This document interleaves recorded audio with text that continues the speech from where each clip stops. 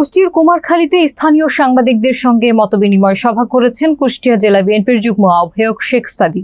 বুধবার সন্ধ্যায় কুমারখালী বাস স্ট্যান্ডে অবস্থিত দলীয় কার্যালয়ে সভা অনুষ্ঠিত হয়। মঞ্জুরুল ইসলামের প্রতিবেদনে থাকছে বিস্তারিত।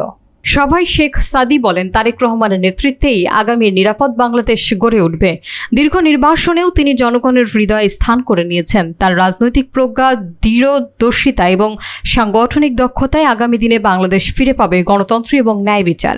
তিনি আরও বলেন, বিএনপির প্রতিষ্ঠাতা শহীদ রাষ্ট্রপতি জিয়াউর রহমান ছিলেন বহুদলীয় গণতন্ত্রের প্রবক্তা। তার ১৯ দফা ছিল দেশের রাজনৈতিক ইতিহাসে এক অনন্য মাইলফলক। আজ তারেক রহমান সেই দর্শনের ধারাবাহিক উত্তরসূরি। মতবিনিময় সভায় স্থানীয় সাংবাদিকরা নানা প্রশ্ন করেন এবং বিএনপির বর্তমান রাজনৈতিক কৌশল, সাংগঠনিক কার্যক্রম ও ভবিষ্যৎ পরিকল্পনা নিয়ে আলোচনা হয়। সভায় কুমারখালী উপজেলা এবং পৌর বিএনপির নেতৃবৃন্দ সহ স্থানীয় গণমাধ্যমের প্রতিনিধিরাও উপস্থিত ছিলেন। আমার বয়স ৪৭ বছর, আজকে ৩০ বছর ধরে আমি রাজনীতি করি। তো এখন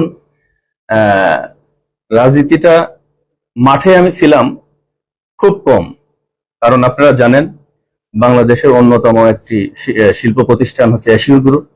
এই গ্রুপের আমি হচ্ছে চেয়ারম্যান। তো যেহেতু পিঠার আমাদের সমবয়সী আর এলাকার মানুষ, এজ এ কুষ্টিয়া জেলা সমিতির নেতা হিসাবে আমি সেই অনুষ্ঠানে গিয়েছিলাম।